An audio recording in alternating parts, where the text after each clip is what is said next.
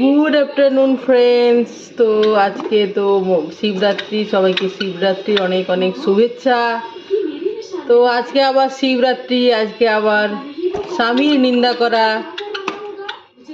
উচিত হবে কিনা জানি না, তবে একটা জিনিস তোমাদের সাথে শেয়ার না করে পারছি না। যারা আমার ব্লগ দেখো তারা জানো যে আমার বাড়িতে পাখি আছে। এই যে দেখতে পাচ্ছ, এগুলো হচ্ছে জাভা। এরা না ধান খেতে ভালোবাসে, ঠিক আছে? তো ধান খেতে ভালোবাসে, তা আমি তো ধান কিনে নিয়ে আসি। আমার হাজব্যান্ড জানেও না কোথার থেকে কিনে নিয়ে আসি। তারপর আমি একদিন ওর সাথে গেছিলাম, তখন আমি ওই হাটের মধ্যে যেখানে মানে পাখির খাবার বিক্রি হয়, ওদের সেই বস্তার মধ্যে অনেক রকমের রাখা থাকে, তো এটা এক রকমের, ওটা নিয়ে গেছিলাম সাথে। তো পরে যখন শেষ হয় ধান, আমি বলেছিলাম ওকে যে তাহলে তুমি ওইদিকে গেলে ধান নিয়ে আসবে, ঠিক আছে? তো আমার হাজব্যান্ড কি নিয়ে এসছে দেখো।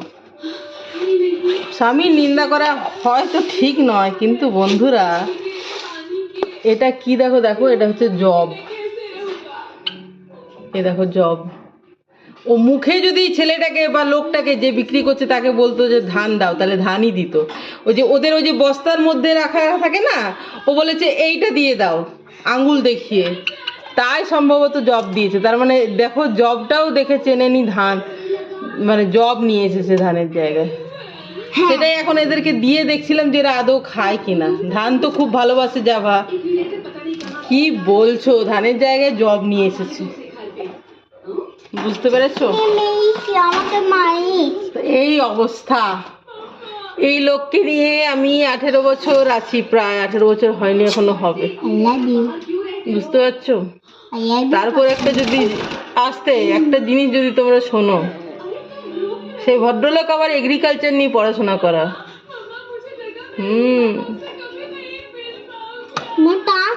ব্যাপারটা পড়াশোনা নয়, ব্যাপারটা হচ্ছে কি বলতো, চোখ দিয়ে দেখেই না জিনিসপত্র, ঠিক আছে?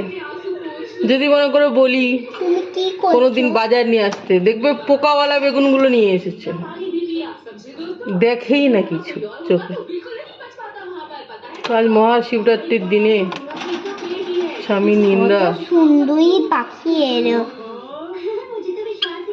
এই যে জবানো, কি বলছো? জবানো দেখলাম না, দেওয়ার পর তো দেখলাম না ওরা বসে এসে খাচ্ছে বলে, পরে খেলে জানাবো পাখিগুলো। এই যে খাচ্ছে খাচ্ছে। চলো বাই বাই, ভালো থেকো সবাই, সবার মঙ্গল হোক।